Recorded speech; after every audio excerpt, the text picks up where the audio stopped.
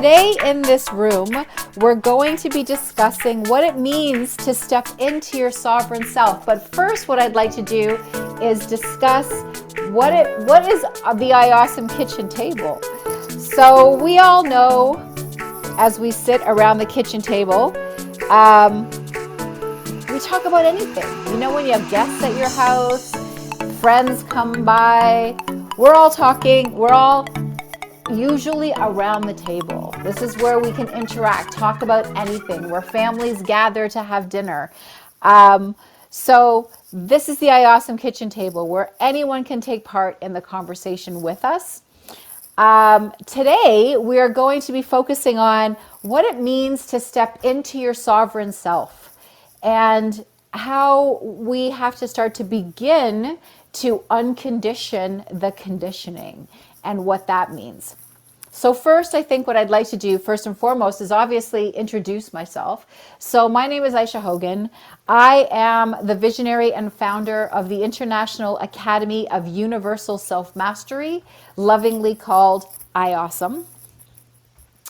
And this is a community of like-minded, amazing people. It's a social media platform as well as a place where people can learn through online courses and tribes, and really about stepping into their potential, about allowing them to be whatever they were meant to be, and stepping into that, stepping into their sovereign selves, stepping into their mastery. And so that is really what IAUSM is about. It's this beautiful, empowering, sacred space for you to be able to do that. And today, joining me on the panel is one of our IAUSM mentors and part of the IAUSM Dream Team. Hey, Patricia, how you doing? Hi, Aisha. I'm very well, thank you. Lovely to be here. It's exciting, isn't it? Absolutely. I've got my cup of tea ready for the kitchen table. I hope everybody pulls up a chair and gets their favourite cuppa on the go. Well, this is a new room now that's also being hosted at Rich Woman Magazine, which is amazing. And they've allowed us to put our club into IAUSM into the Rich Woman Magazine. And, you know, that's a new collaboration because IAUSM is really about collaborating too. Stepping into your sovereign self is also about being able to work in cohesion. So what does stepping into your sovereign self mean to you, Patricia?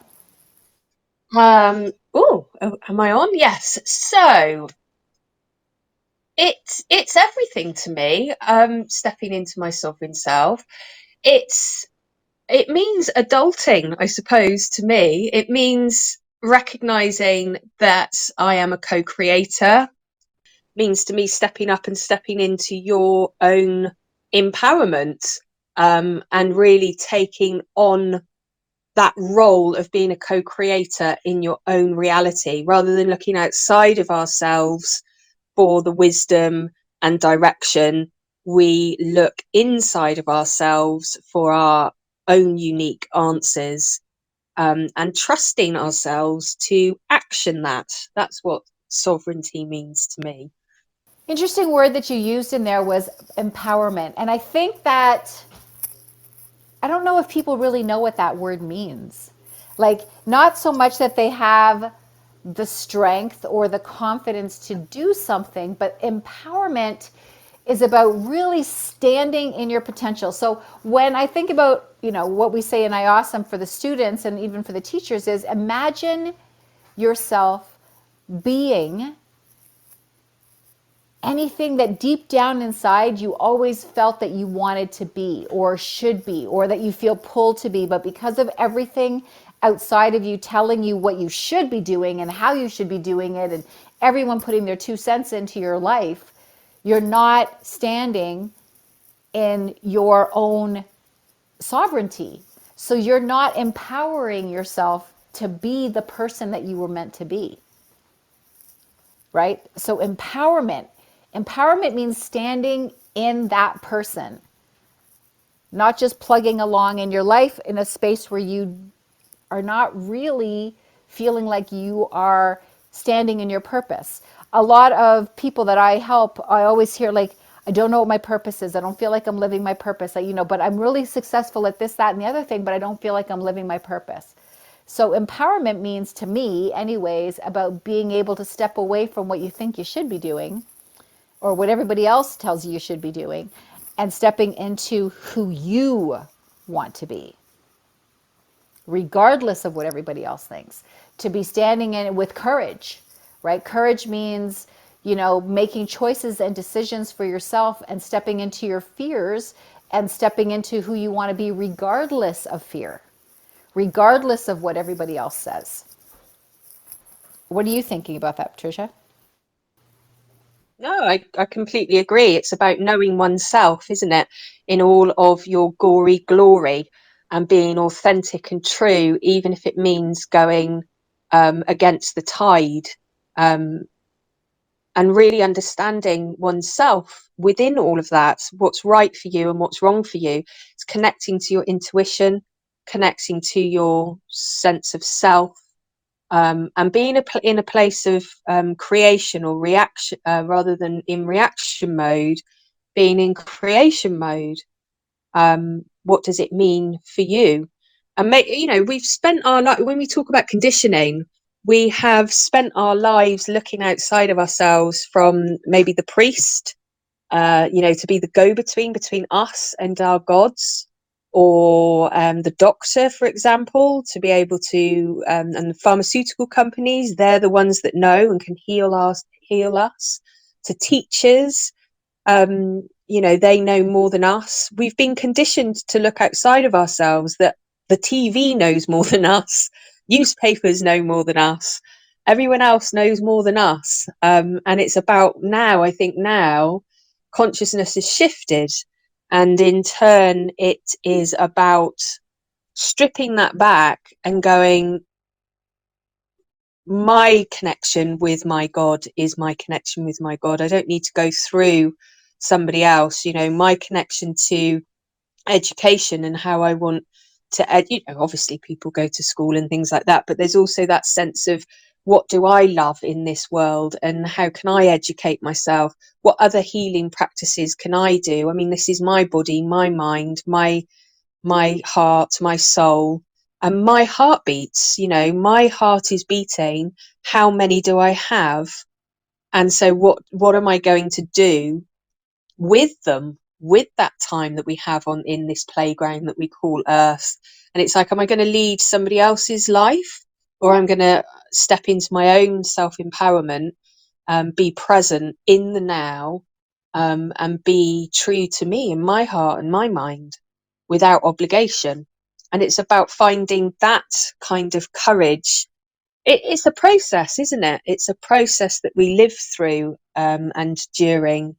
And I think, throughout this current situation that we've all been thrown into, coming back to ourselves and what's true for us, and finding that sovereignty has been key for me, and has been an anchor for me throughout the last 2 years, especially.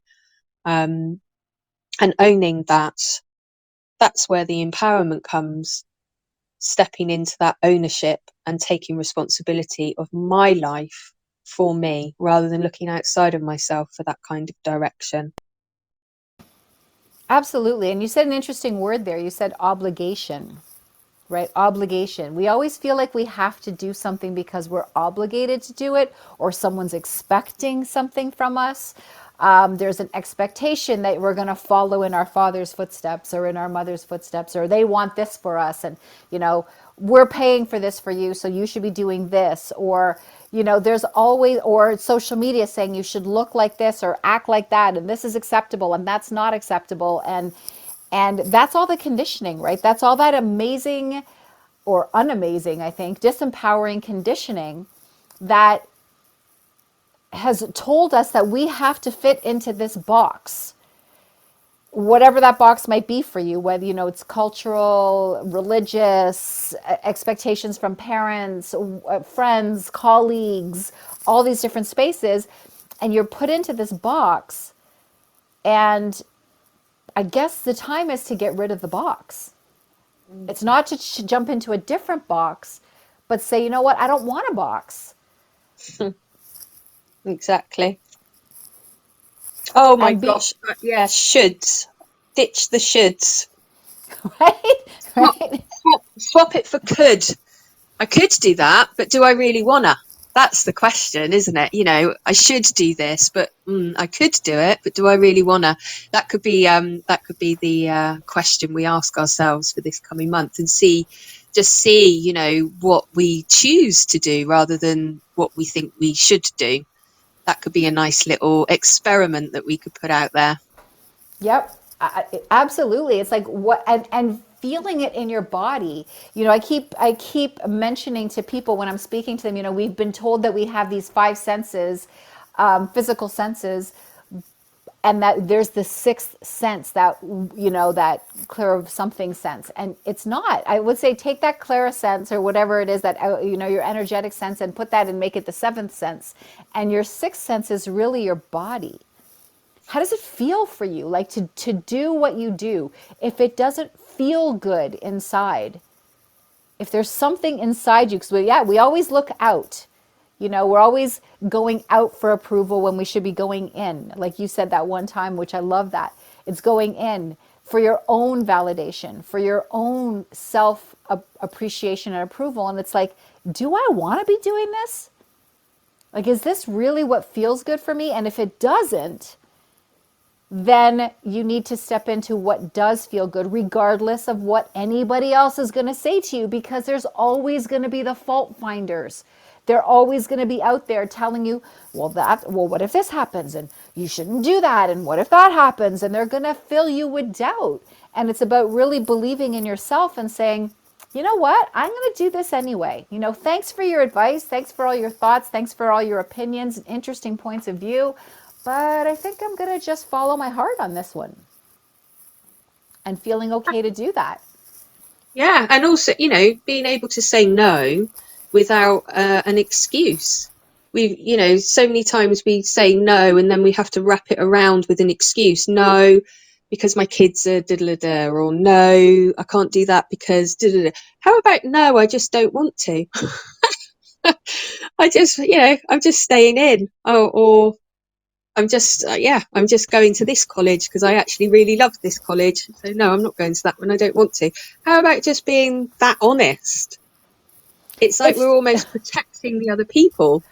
and that it's not even that, it's protecting ourselves, because we want the other people that are listening or watching us to approve of what we're doing. Mm. Right? We want that validation that says, good on you. Yeah, you go do that, right? You should be able, the only person that should be validating you, it's nice to hear it from outside of you, but the only validation that's important is yours, because you are the one is living your life. You are And the when one you, who is in it. yeah, and when you're standing in that, it feels to me like now, right now, it feels like a lighthouse and I'm beaming that light. And when I'm standing in my sovereignty and I'm working from that place of truth and authenticity and I'm being completely honest and I'm delivering that truth, it gives the other person the permission to do the same.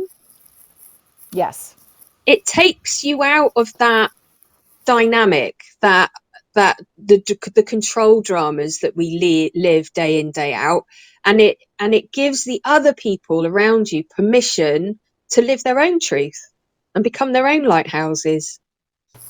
absolutely, absolutely. We have someone here, I just brought in from our audience. Hi, Maximilian. Is that your name? Awesome. That's awesome.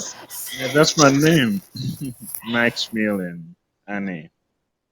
That's awesome. So today what we're talking about here is, what does it mean to step into your sovereignty, and really about unconditioning the conditioning. We've been told for millennia about how we should be and how we should act and what does success mean and all of these things, but really if you kind of look at it just as on an individual basis, is what does it mean for me, and allowing that to guide you rather than all the noise outside of you. I'd love to hear your thoughts on that. And tell us a little bit about you as well. Oh, okay. So my name is Maximilian, and then I'm a serial entrepreneur. Um, all I like doing is creating solutions to solve problems. in the market. That's kind of what gives me joy. Yeah, and then I've been living in China for many years, like more than 10 years. We're trying to change our business into a startup and to help many people and businesses to connecting people and businesses to manufacturers and suppliers, B2B. And then while we provide quality assured products, that's the platform we're building now. So, On an individual level, what does it mean to you to stand in your sovereign self? myself is like happiness. All I do is to be happy and have my self contentment and what is it called again? My being self contented and peace of mind. There's anything that takes away my peace of mind is not peaceful for me. The interesting thing that you said there is you said a word called happy, right? Happiness. So happy is is interesting because happiness means different things to different people. And I think we forget that when we're talking to someone else or we're advising someone else or we're sharing in, one of our loved ones' lives. We have this sort of unknown or unconscious expectation of what happiness should be. But that happiness is really only the happiness, what would make me happy. What makes me happy and what makes Patricia happy might be two completely different things. So happiness is also perception. It's what is my perception of happiness versus your perception of happiness. And for one person to force what their perception is onto someone else, it's not that we're doing it on purpose. We think we're helping, but we never sit back and say, well, what would make you happy? What's your version of happiness? What would make you feel fulfilled? What makes you feel successful? What makes you feel good about you? May not even be close to what it is for me. So it's just really about understanding that it's perception as well. So when we are advising other people or helping them or guiding them, it's about what is it for you, right? What does that feel like for you? What do you think about that, Patricia? So exactly for me now, in the last 5 to 7 years, like I became more of a listener. Like I ask questions. I want to ask. Like when I'm dealing with somebody, I'm more of asking questions than listening more to understand. Because before I thought I was doing good to a lot of people, but I was doing it to. I thought it's gonna make them happy, but it wasn't making them really happy. So now I want to ask questions. I want to ask you on a several time. How do you get happy? What makes you a real person? And then by understanding that, because when somebody I'm in a relationship with is happy, it also makes me happy and fulfilled. So I want to ask questions, you know, and then be a good listener. Since I started living the life that way, I started having kind of happy life too, because I'm seeing others happy, it makes me happy.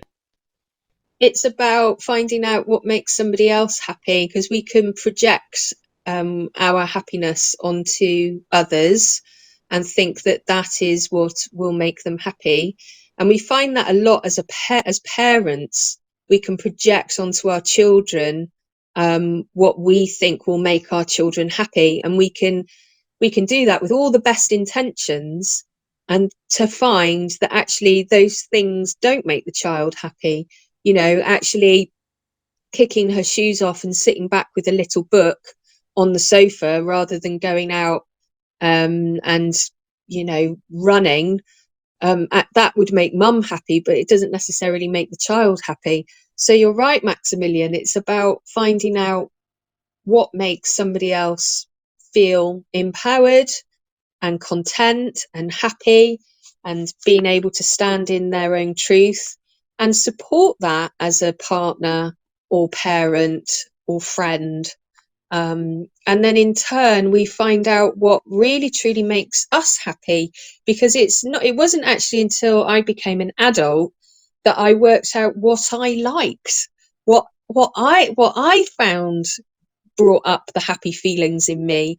Sometimes it takes quite a while to find out what really it is. We just take on our parents' stuff, or siblings and things like that.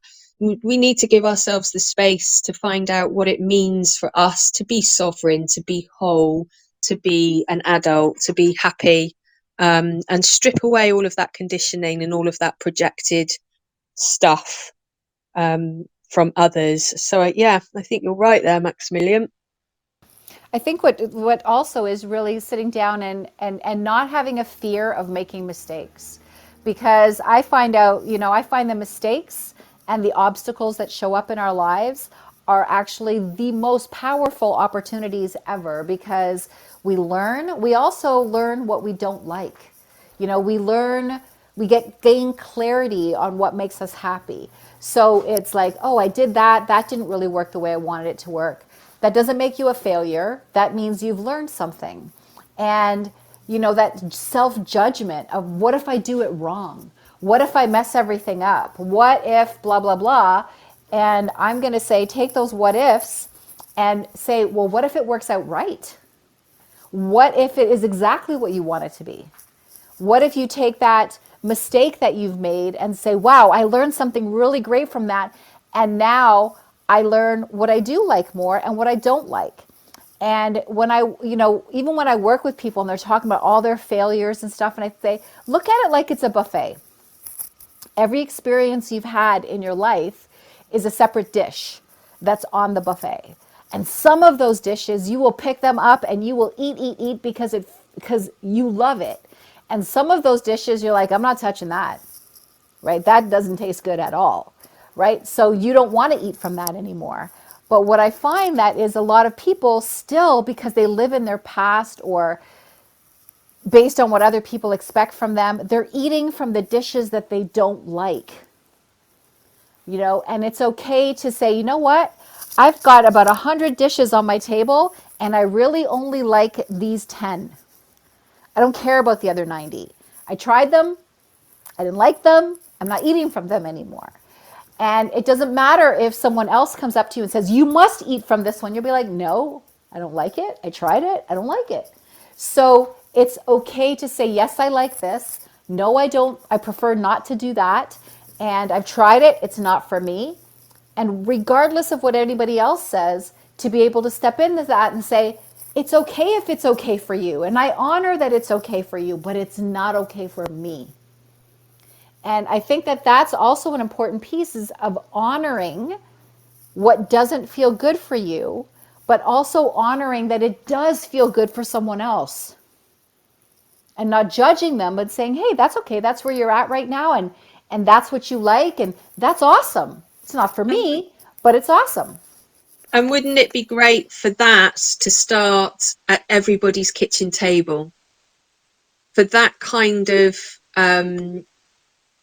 awareness to start when our children are children, and we have the adults around us saying, okay, yeah, you don't like that, that's cool. Or no, yeah, you don't want to do that. You don't want to go to that birthday party, or you're making your mind up about the clothes that you want to wear. When we have critical parents that criticize our choices as children, and we don't have many choices as children, we kind of get dragged along with whatever the adults want to do or not want to do. So bringing that onto the kitchen table in our family homes at a young age really helps create the foundation for a sovereign self as they grow into the adult world. Being okay with it not being okay is okay. Being fine with saying no, and feeling empowered about the decisions you're making can really happen from the kitchen table upwards. And as an adult that had to kind of explore that and understand that, in my late 20s and early 30s to realize that I actually had a say and I could give my permission to myself to do X, Y, and Z. That was a huge moment. I didn't have to look outside of myself for direction or for someone else to say it was all right or not all right. And that I didn't get that until my late 20s, early 30s. So if we could bring that to the kitchen table with the younger generations, so it's just a matter, it's just normalized that, their authentic being and how they are, um, with those emotions, whether they're big emotions, whether it's angry or frustrated or happy or joy, not emotionally bypassing any of those and being in our wishful thinking state, but actually leaning into what is true and authentic for us can be the gifts. Like you say, Aisha, that is the gold, and learning, like you were saying about learning through what doesn't work out right the first time, understanding that that's the creative process, that there's going to be highs and lows in that. There's no failures. It's all learning. If we could kind of put that into the buffet and put that on the kitchen table when our children are young, we have a really good chance of being the change we wish to see in the world as they grow older. You're right. And also that's all so valid and so right. And I think also when we do our children a disservice when we are constantly telling them what to do. I know we think we're doing it because we love them and we want to make sure that they don't make any mistakes and that, we lead through our experience, but they need to experience and they need to learn. And also, what ends up happening, which we don't mean it for it to happen, but it does, when we start telling them everything, do this, do it this way, don't do it like that, you should go here, you need to go there, you need to go to church every Sunday, you need to blah, whatever it is, by the time they get to adults, they actually don't know, or even young adults, they don't know how to make a decision for themselves. That part of themselves is weak. It's not strong because someone's always made a decision for them. And what we want to do is help them to make those decisions. And when they make a mistake or when it doesn't work out right for them, sit down with them and go, okay, so you did this. What did you learn? How are you going to do it next time? Let them tell us or tell you what they're going to do rather than, well, I told you not to do that. You should have done this because I told you to. But that's what we've been conditioned to do, but saying take a different approach and say, Yeah. okay, so you messed up. Now what? It goes to, so then, listening to you there, it was like we can have a perception that being a sovereign self is an adult thing. And actually, being a sovereign self, our children come in sovereign beings. They incarnate into the world as a sovereign being. They are fully themselves. And it's through that conditioning that we kind of put, we're projecting stuff onto them. And then the unconditioning is like they're breaking free from it all again and stepping back into their glorious sovereign self. So how great would it be if we could, really understand that these sovereign beings, when they come in, they're shining so brightly that they shine so brightly that the shadows within us show themselves, and that can be triggered. And wouldn't it be great to have a generation of parents and aunties and uncles and grannies and grandpas that then, rather than feel so triggered that they then respond from that place back to the child, they actually realize and they go away and they do the inner work and clear up what's been triggered, say thank you to the shining sovereign being for the gift that they've just shown, and then they can come back to the kitchen table and be the guide, the elder that they were always supposed to be, which is about helping the child stay light and stay sovereign and then their own empowerment, and guiding them from that clear, clean space. That would be a great thing, wouldn't it? That would be awesome. That would be awesome. Dr. Marina, you have joined us today. I would love to hear some of your thoughts on this, and thank you for joining us. Wow, how fabulous. I was looking at the title, and I just feel that um, there are so many layers to this. It's almost, where do I start? We have a publication called Sovereign, and I will start saying that when I first started that publication, for me was very, very clear that life is this karmic coin, and sovereign is a coin.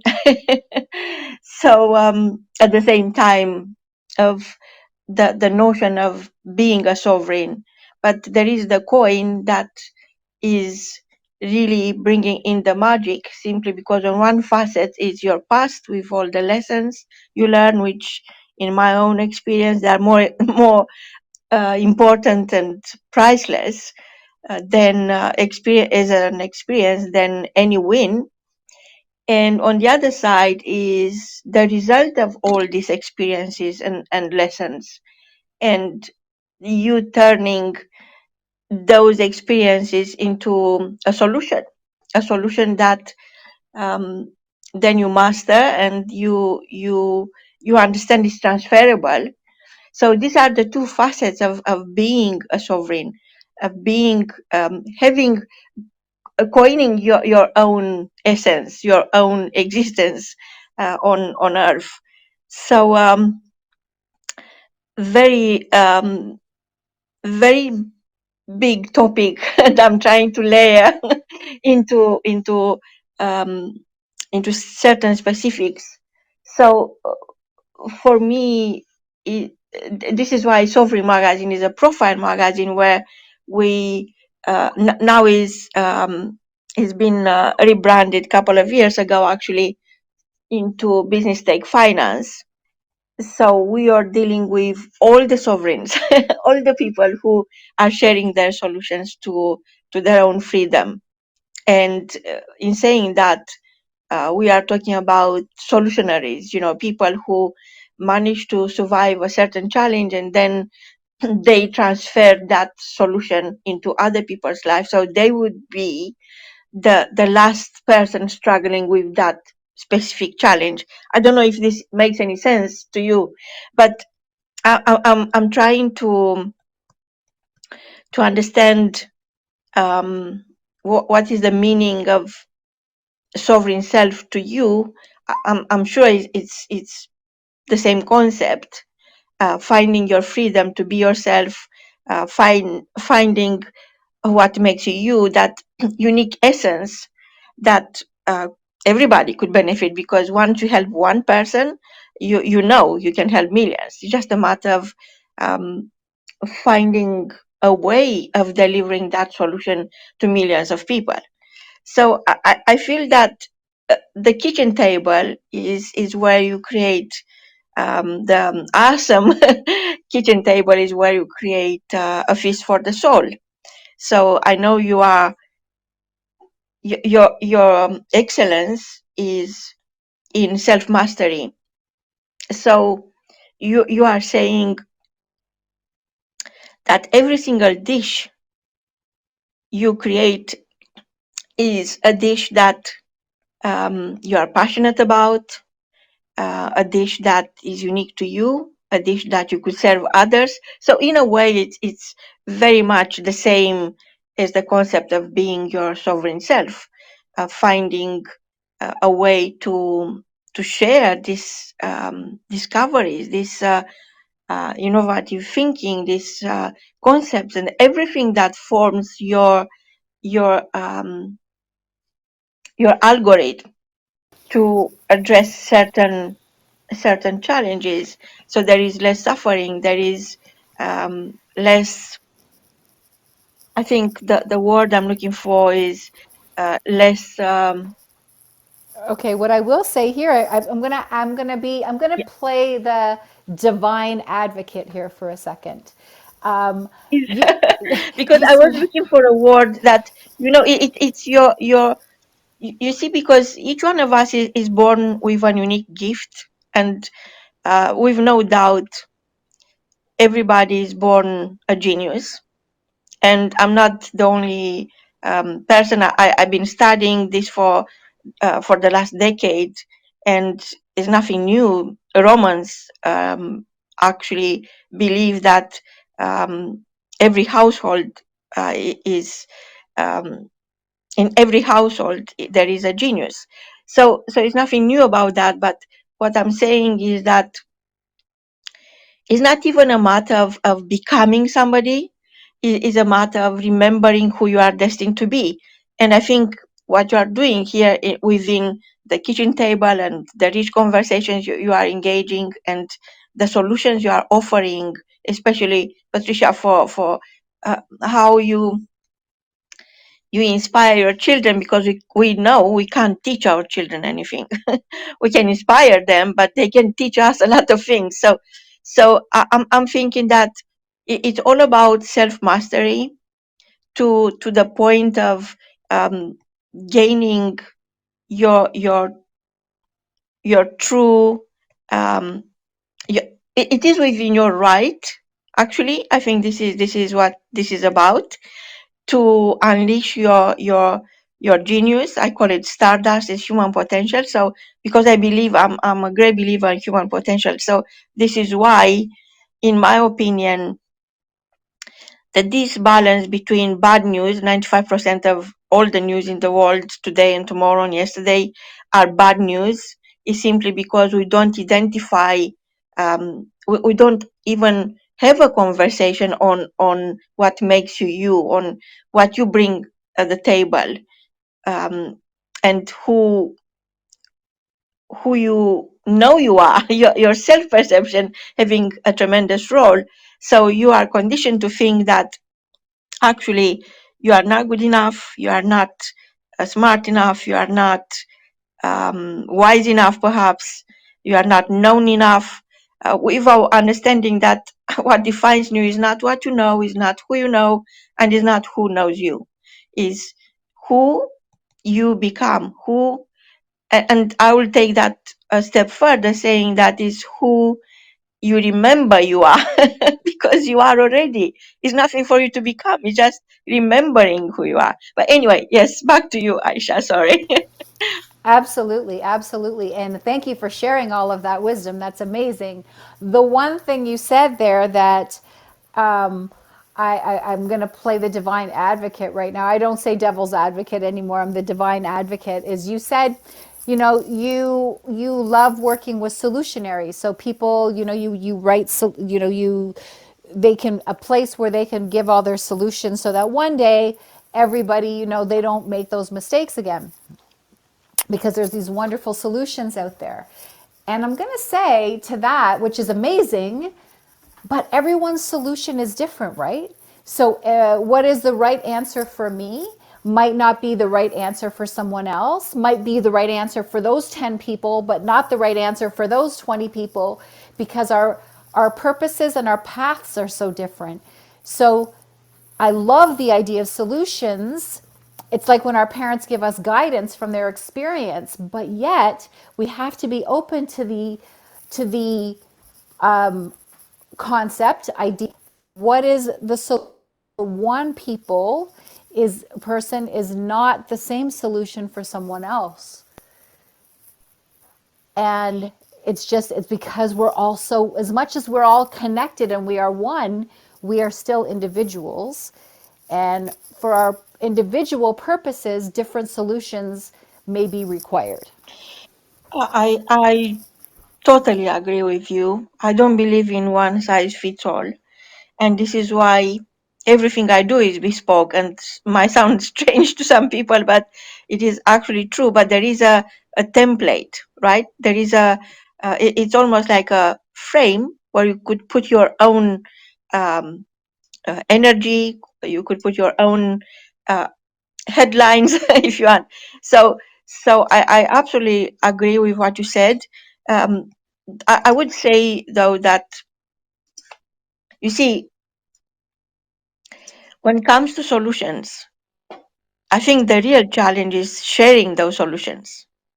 Because, for example, your solution to self mastery, or Patricia's solution to being your your own sovereign, is carries a certain guidance and support for the people who are applying your solutions, right? So what you are saying, come to my world, because I'm not going to treat you as if you need to become me. I'm going to treat you as you, but I'm going to lend you my solution to you becoming um, the best version of yourself, or um, you know, the sovereign self, or whatever the outcome might be. So I see it as the real challenge when I distance myself from the self-development industry for that very purpose, because there is no such thing as one size fits all. And actually, this is the core of the self-development industry. It's exactly that. So I distance myself, and when I distance myself from the self-development industry, I realize that actually we are the challenge is that we are not sharing our solutions, because we are afraid your solution might be better than mine, or whatever it is, right? Because we are conditioned to think that way. We are conditioned to think that is not enough, or you are not enough. And that is the problem. That is the real challenge. In reality, I'm sharing your solution because I believe in you. And it's up to you how you apply that solution and you transfer that into others, because I trust you will respect their unique essence and you'll understand that they're so beautifully unique. And that is the real richness of each individual. So I don't know if this even makes sense to you, but I've been working on people's ability to share solutions for a decade, and I think in my findings it's very clear that there is a lot of scarcity, and it's always the me culture that stops you from becoming yourself, because there are people who bought, let's say, Tony Robbins program, and they try to become Tony Robbins instead of becoming themselves. So I don't know what your experience is, but this is what my findings are. I've been in rooms with 10,000 people where they were jumping about and they didn't even realize they were watching on a big TV screen in a big room. Tony Robbins wasn't even there. So, and the same video you could find on YouTube. So I went through a lot of ups and downs trying to figure out what is this self-development about? How far can it take you in terms of um, finding your sovereign self? That's my question. That's been my question for a long time. So Well, I think we need to do a room about that. Maybe that'll be one of our kitchen tables, right? So I think that definitely we need to do a room about that. Patricia, I know you want to add something here. Yeah, it's my favourite subject, how to step into your sovereign self, and what you can actually do, but both practically and metaphysically, if you like, to uncondition that conditioning and step into your sovereign self and be the answers that you're looking for in this world. And we've got lots of lovely, juicy processes to share with people all around that. We're going to be bringing this room slowly to a close today, but I will say that um, in response to what you were saying, Dr. Marina, and what a lot of people ask is, what does self-development, like, what will that really do for me? And yes, I believe that people like to follow other people rather than step into who they are themselves. And I think self-development and self-mastery is changing, where it's and as part of this evolution that we're going through right now. So before it was, who do I follow, who do I want to be like? And I think, well, I know what IAUSM represents is, who are you? Don't follow me, be you.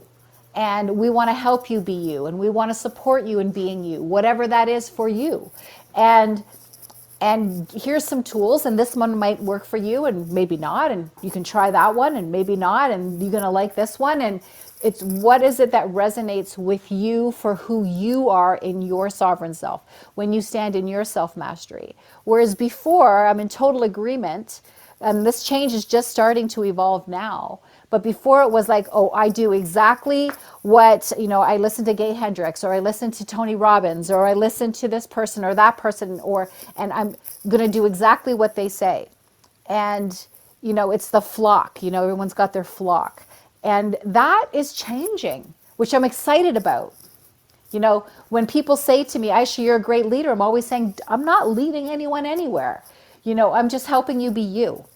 I'm not a leader, I'm just helping you be you, right? And that's it, and whatever that means for you. And that's a strange concept for people, because up until now all the conditioning is follow someone.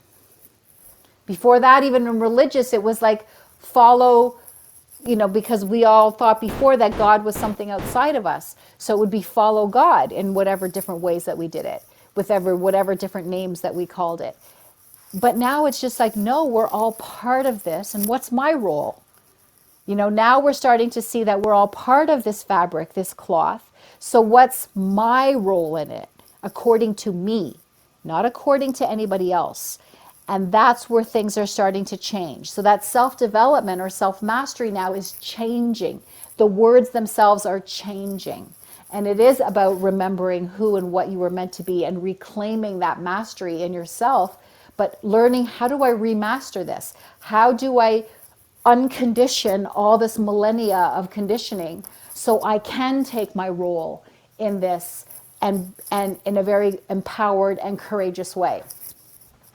So the whole concept is changing, and it takes work, right? Because we've got to get past our stuff and our ancestral stuff, and there's stuff there that needs to be healed and worked through. However, you can still start today and start stepping into who you were meant to be, and still dealing with your stuff. You got to deal with it, but that shouldn't stop you from becoming who you, like taking on your role and whatever that might be, and allowing yourself to do it. And it's about allowing yourself to do it. So thank you so much for joining, and have a fantastic day, and big love, much love to all of you. Have a great, great day, everyone. Bye-bye.